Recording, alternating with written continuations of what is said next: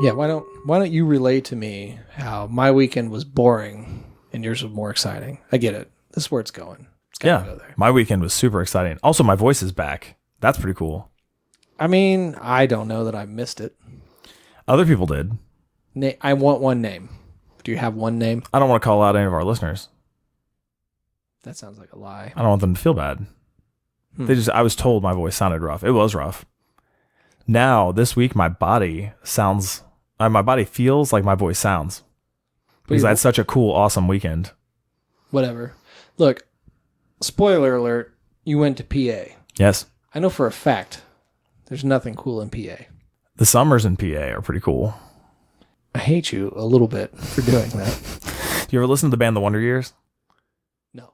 The Wonder Years, it's just really good rock, kind of punkish rock band. And I'm pretty sure they're from Erie, PA. And they have a lot of songs about Pennsylvania.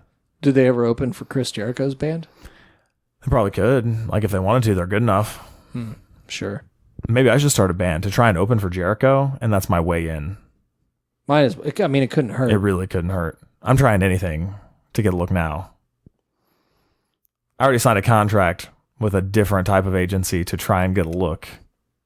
Is that really the reason behind it? No, but it doesn't hurt. Oh, I just thought it was your vanity. It is. I'm very vain. Yeah. Yeah, so Erie, Pennsylvania was this weekend, Pete. I've never been to Erie, Pennsylvania before. Have you? Yes. How was it? About like I described. Oh, man. Really? Come on. Erie's a pretty cool city. I traveled through Erie on my way to Intercourse and Hershey. Did you stop in Erie and like stay there for a minute? Probably not that so much. I mean, there might have been a lunch. Well, there's so many places you drive through that are actually cool cities. People drive through Indy on the way everywhere. It's a hub. Crossroads of America. Yeah, exactly. We live in a place where so many interstates converge that it's actually crazy. Some other places live hours from interstates, or they have one that takes you in only one or two directions. Probably two directions. That makes more sense. Where, like Taiwan? Anywhere in between the eastern and western coast of the U.S., probably. Montana. Yeah, exactly. Which, I don't know if you're aware, just barely bigger than Germany. That is a fun fact. Yeah. Oh, well, I'd like to say, although you're on the record of saying a cool thing did happen in Montana. Yeah, cool. A lot of cool stuff. Oh, yeah, that reminds me. The Montana trip. I completely forgot that on the Montana trip that Dylan and I took, that Billy Gunn tried to run us off the road in his truck. How did that even come about? Did you talk about his mother or something? So, no. So Dylan and Billy Gunn, like former WWE superstar Billy Gunn, are like kind of buddies from working each other on a bunch of shows back in the day.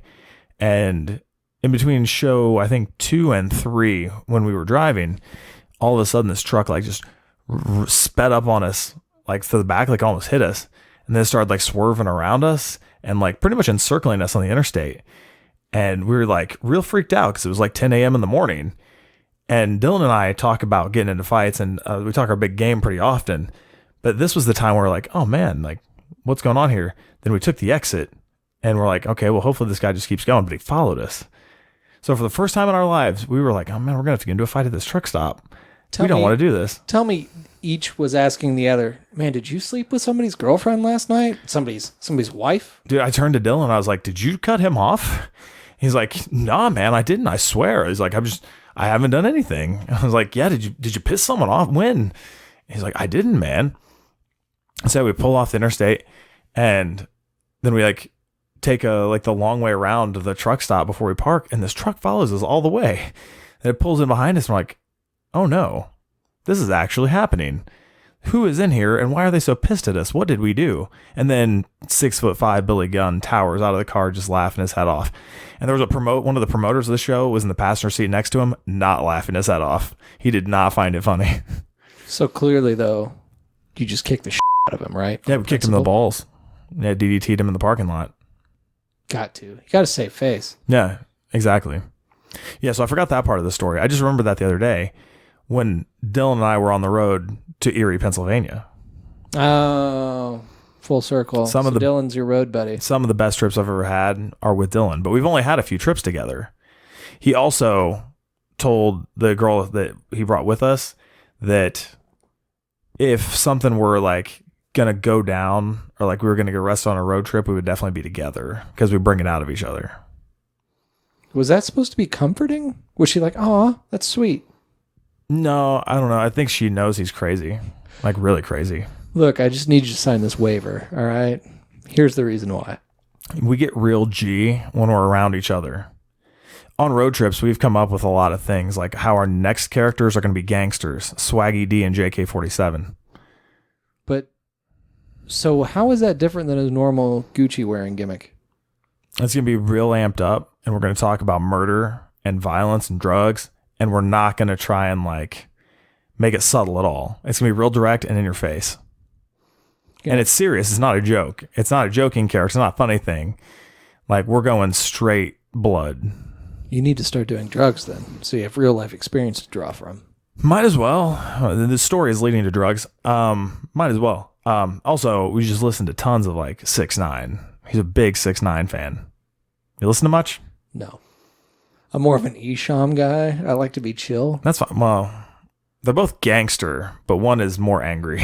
And one is more woo woo woo. You like Stitches. He's very angry / gangster. I don't know. Stitches keeps it real though. He's just like, hey, ooh, I'll sell drugs because I love to sell drugs. It's my hobby. Dylan did pull up Stitch's new album when we were on the road. Blood on the Paper. Is it fire? It was good. He's so direct. He loves cocaine. There's not even innuendo with that guy. He loves cocaine. He will kill you. And he'll also get arrested outside of Whole Foods. Unrelated. He just never rapped about that. But he'll get arrested anywhere, apparently. Doesn't even matter that it was a Whole Foods. Whatever.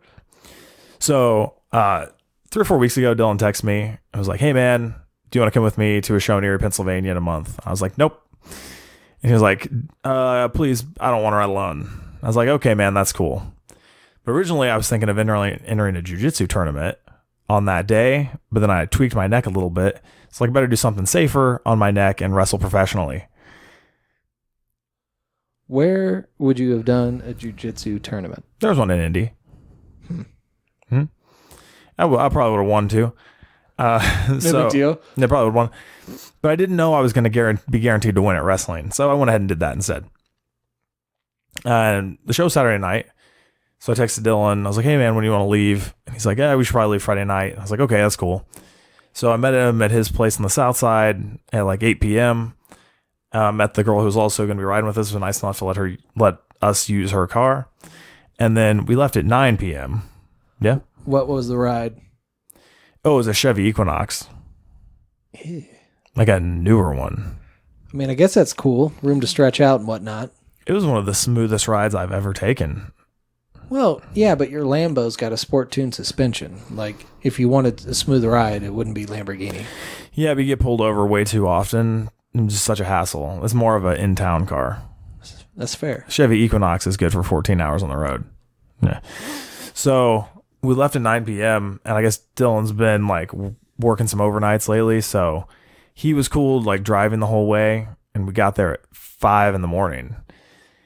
And his lady was all about getting a hotel room so we get a few hours of sleep. I suggested we just sleep in the car for like 2 or 3 hours. I think Dylan would have been cool with that too, but that's not what happened. We had to find a hotel. Sometimes you just got to keep the lady happy, man. Yeah, so we stopped at the hotel where the show was, but they were all full that night. And then we even joked about how we were just going to try and sneak into the ballroom and sleep in the ring, which I was also cool with. I was actually great with that idea. Have you done that? I've never done that before. I hardly ever been in a place where the ring was set up the night before. But that'd be like wrestler AF. It's like, hey, man, where'd you crash last night? The ring. Just where I'm comfortable. I mean, whatever. Oh, man. Yeah, we could have taken pictures of that. See, to me, that just makes sense. It's also financially responsible. I'm going to say this about Jake. Most everything he does in his life, for most people, is fiscally irresponsible. However, Jake is also the most frugal person you'll probably ever meet in your life. Mm-hmm. So stuff that's like, well, that's stupid, man. You got like a hotel, you got gas, you got this, you got this. He's like, nah, man, because we're going to sleep in my van. I'm going to take like 12 people to break up gas money. Plus, I got coupons for McDonald's. So what's up? Yeah, exactly. Buy 1 quarter pounder, get one free. I know what I'm doing. The only time I want to go to a hotel is to get the continental breakfast. And not pay for a room. Right. You're not even staying there. You're just there for the breakfast. Yeah. So I was all about this. But his lady, I don't think is used to road trips or been on the road. And she's like 25 or something like that. It's just not her bag. Actually, it was 24. She turned 24 this day at midnight. It was her birthday. So I did kind of feel bad for her that she was with 2 wrestlers on her birthday going to Erie, Pennsylvania. That isn't as glamorous as it could be. That's been my dream. It's only capped off if you like crash at a Motel 6. So better. So we ended up down the road at probably the only place with available rooms in the summer in Erie. Because obviously Erie is on Lake Erie and beautiful and beaches and docks and stuff. So we stayed at the Western Motel, a pay by the week. Oh, I was going to say, was it pay by the hour? It should have been. It's never been cleaned. Now, were there actual doors or were all the doors like just open doorways or shower curtains? There were really bad doors. Really bad doors. So, yeah, so when we rented the room, it was like through bulletproof glass, and there was just like the hole where you like slid the credit cards. And we checked in at 5:30. We were able to talk the guy into letting us get late checkout at 1 p.m. He still charges way too much for the night. After you glory hold your cash over to him through the opening in the glass. Yeah. And then we went up to the room, he's like, okay, yeah, I think he said 226. So then we're walking and $226 or room 226? No, room 226. Okay, so dang. And so it's like we saw 221, 222, 223, 224, and then nothing. And then it was like empty door, 227. And we're like, okay. Because this room actually didn't look like it was supposed to be a room. It looked like it was supposed to be like a supply closet or something. Nice. But we eventually tried our key in it, and it was actually not a legit key. It was a key card. So that was nice. But it opened our door. So 226 didn't even have a room number. Weird. So you stayed in the janitor's closet? Pretty much, but it had 2 beds. 2 beds where Dylan and his lady didn't sleep under the covers because the room was so filthy. They just slept on top, and they brought their own blanket and pillow inside. I just dove into the covers. I don't care. You've been in worse places for the night. Yeah, this was not a crack house in London. Oh, I get what you mean. Yeah, that. Also, when the girl went in to take a shower, she turned on the water and a spider rushed out of the sink or out of the bathtub. She turned it off real fast, and the water also didn't drain. So she's like, you know what? Not going to shower. Well, really, thank God for the spider. I mean, it's the small things in life you got to appreciate, because otherwise she could have just been standing in there while the tub's filling up. She's like, oh, God. But no. Yeah. He warned her. Stop. Right. I mean, really, she should be thanking that spider. Mm-hmm. She didn't, but she should have, yeah. It's all about perspective, man. Mm-hmm. So it was nice. Yeah, the room, it reeked too. I don't even know what to say it smelled like. It was just bad. So we ended up staying till 12 or something like that, 12:30. Left. We went and found this sweet restaurant called Smuggler's Wharf right on the water. So I got a sweet burger. I've heard of this place. Have you? Yes. That disturbs me. You legitimately have heard of Smuggler's Wharf in Erie, PA? Yes. Interesting. I mean, it's apparently no Kumas because I would have known more about it. It was pretty cool because the whole place on the outside, the patio where we were sitting, was covered in vines and everything like a jungle, like live foliage was covering the whole place. That was neat.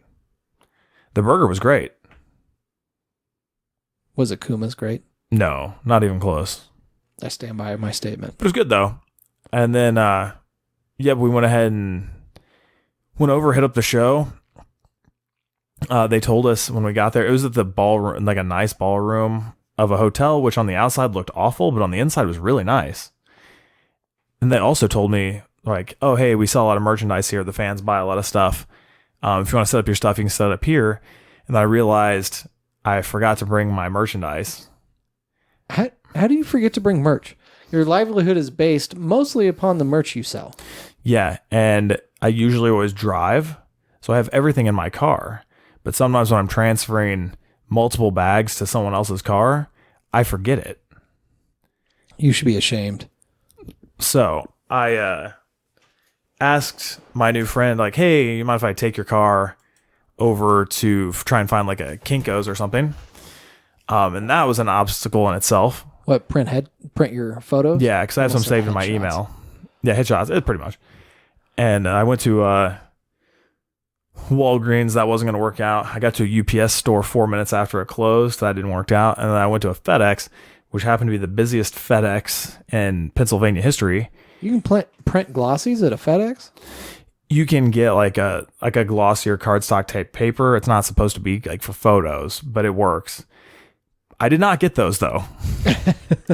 You can print shirts at the FedEx? Because she was so busy. She's like, okay, well, you're going to have to use like the print it yourself machine, like the copier. So she showed me how to do that, like email the file and everything. And then I clicked next, and I was getting ready to walk over to her and ask her for the right paper to load the machine, hoping it would work. And it just started printing on regular paper. Yeah, big fail. So I was like, okay, I guess I'm kind of screwed. But then I like was going to buy some clear protective sheets to put over it. Like, okay, this will kind of work for the day. And then it took me 35 more minutes to ring out because she was so busy. There were 2 people in front of me, like doing like international shipping to Korea. I overheard. And there were like 3 or 4 other people buying stuff, and there's only 1 employee. Awful experience. So K-Town screwed you over again. Dude, yeah, pretty much. Yeah. So anyway, I get back to the show. Later on, at the end of the show, I found out I actually did have a folder of just a handful of pictures in my gear bag. Really blew it. Yeah, because you could have made tens of dollars. You'd have been set. I sold 1 picture. I mean, that'd been a buy one, get one quarter pounder situation right there. That's true. It then been split between 2 people. We could have each gotten 1. Bam. Anyway, the show happens. We were like 3rd match. I wrestled this guy from Evansville. He's pretty good. We had a really good match. What brings people from Indiana to PA to wrestle? I don't know how this guy got there. I guess he just wrestles with some of these other dudes at a different company in in Pennsylvania, and they like him. He looks great. From Evansville, Indiana? Yeah. So it was a 9-hour drive. That's weird. Ours was 7, so that sucks to be him. I bet he's a big Otters fan. Shout out to anyone from Evansville. You know what I'm talking about. And if you're not from Evansville, you have no idea what I'm saying. And that's cool too. Nope. Google it. Yeah, Evansville Otters, man. So we wrestled and had a really good match. Probably one of the better ones on the show. And yeah, the crowd really liked me. I'd never been there. He'd never been there. It got the point across. It was a lot of fun. There were like 500 people in this room. Who was the face? I was me, and people booed me. Isn't that typical for People you? kind of cheered him, yeah. They wanted to cheer me because I'm better, but I made it so they cheered him. Very big of you. I'm really good. Yep. So we did that stuff.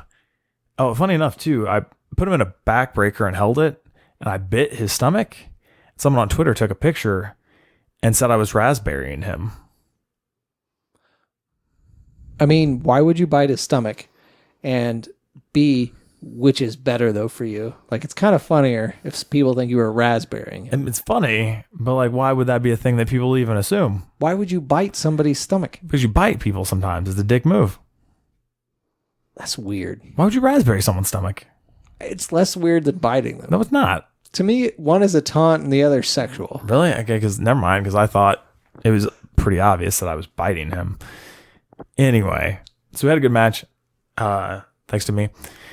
Then the show went on for a while, and that was cool. It was over. Like, there were like 500 people in this room, too. It was the most highly attended show I guess they've had in Erie. They were a great crowd. They were super into it. I really do hope I go back, because they'll be way more into it next time. Wow, there are a lot of people who supported Gucci Juice. Dude, yeah, a lot of people were into Dylan, actually. There was a sign that said Gucci Juice Crew. 3 different people holding the sign. One of them in overalls. Yeah, it makes sense. Erie. So, and then afterward was the after party, bro. And that is where the wrestler lifestyle really kicks in, because this hotel had the after party in this little area where it's like this outside bar they have, where it's made to look like a jungle. Like Dude, a tiki bar. yeah, in a way, except for a lot cooler. It was like kind of a more club vibe. All right.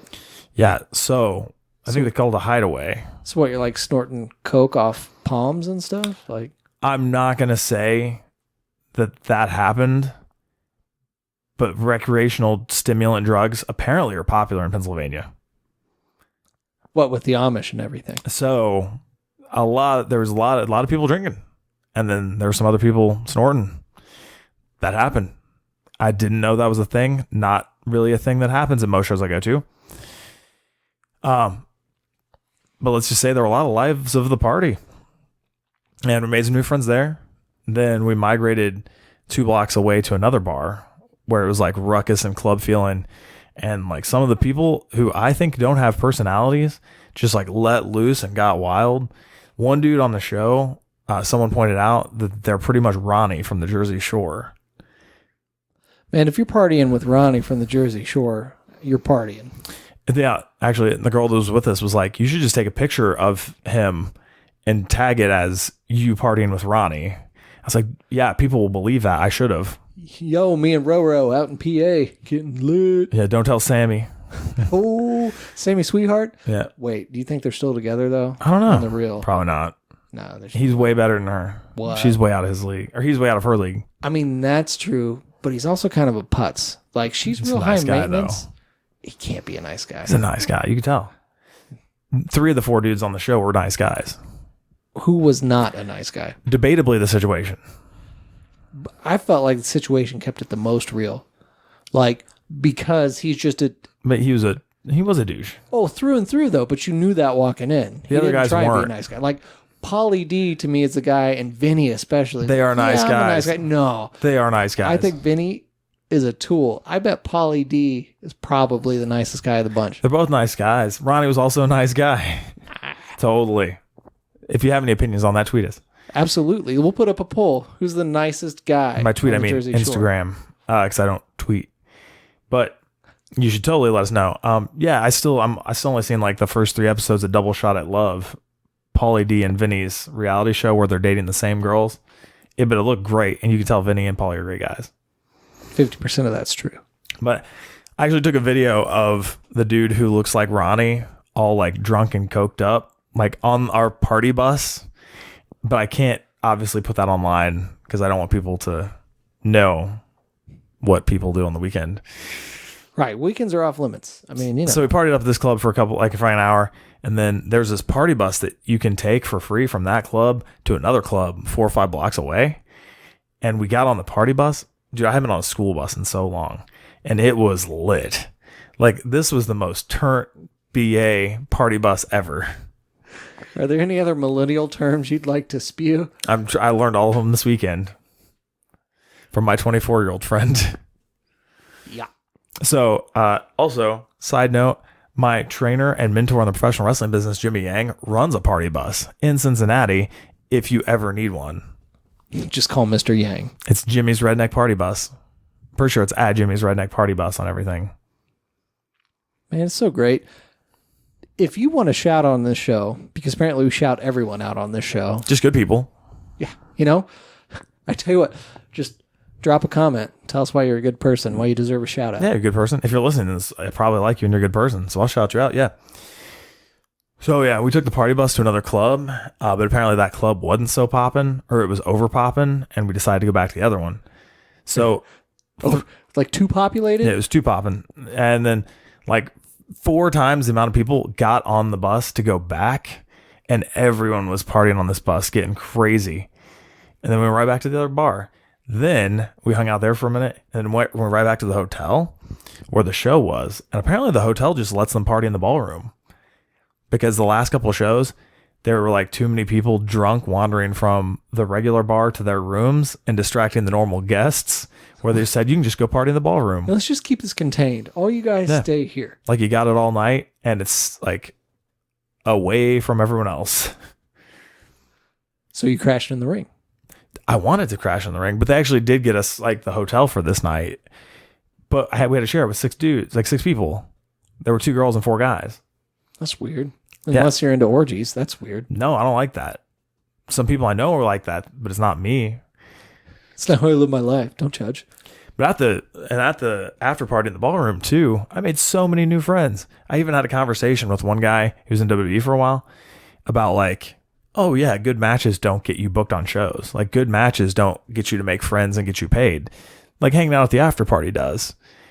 He's like, it's your networking venue. Yeah. And he was like, hey man, let's be honest. It doesn't really matter that you had like such a boss match tonight, does it? He's like, but you're here hanging out with the boys. now you're going to like get more shows. I was like, man, you're right. But the dude who had to drive 9 hours straight home didn't get so over with the boys. So even though I lost to him, who's coming back? Moral of the story, the after party. I mean, that's the purpose of everything now then. Yeah, drink up, snore, blow. Didn't quite mean that. I just meant that's where the connections are made. Yeah, that's what I mean. The connections, yeah. So, yeah, it was real cool. I made a bunch of new friends. And then, funny enough, I have kind of a friend and that I've never met before because we both work for the same Japanese company.